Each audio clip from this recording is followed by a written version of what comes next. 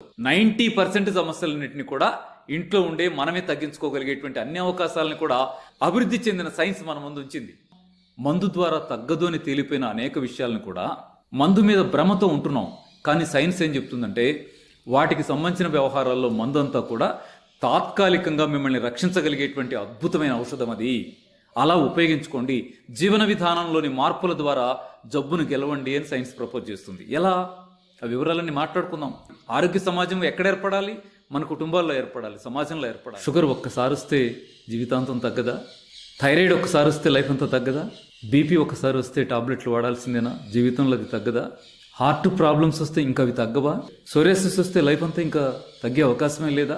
ఇలా ఎన్ని సమస్యలు, ఎన్ని ప్రశ్నలు మన చుట్టూ ఉన్నాయో మీరు గమనించవచ్చు.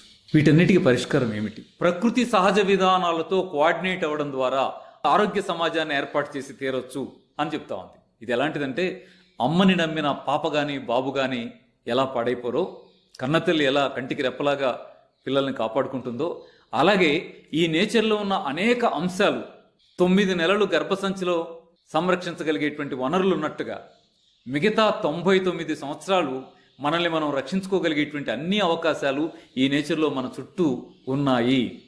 వీటిని సరిగా వినియోగించుకోవడమే మనం చేయాల్సిన పని అని తేల్చి చెప్తా ఉంది. కానీ దానికి ప్రైమరీ యూనిట్ ఏంటో తెలుసా?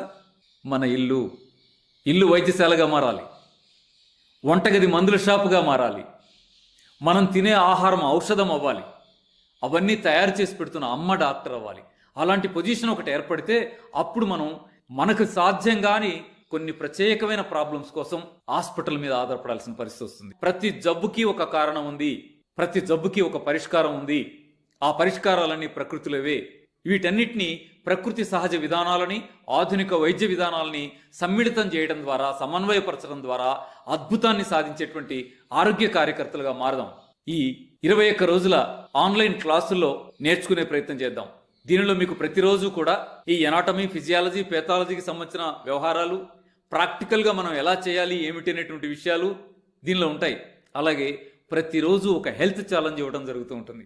మంచి అలవాట్లను రూపొందించుకోవడమే మంచి మనిషిగా జీవించడానికి మొదటి మెట్టుగా ఉపయోగపడతాయి.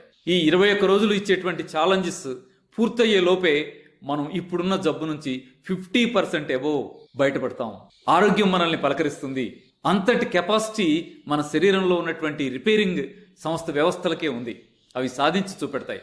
ఈ ఆన్లైన్ క్లాసుల్లో మీరంతా జాయిన్ అవ్వాలని, ఆరోగ్య సమాజ నిర్మాణం కోసం మీ వంతు బాధ్యత మీరు పోషించాలని, మన పిల్లలకు వచ్చే సమస్యలు, మన ఇంట్లో ఉన్న పెద్దవాళ్ళకు వచ్చే సమస్యలు, మనకు వచ్చేటువంటి ఆరోగ్య సమస్యలు కూడా పరిష్కరించుకోగలిగేటువంటి ప్రాథమిక జ్ఞానాన్ని మనం సంపాదించుకునే ప్రయత్నం చేద్దాం.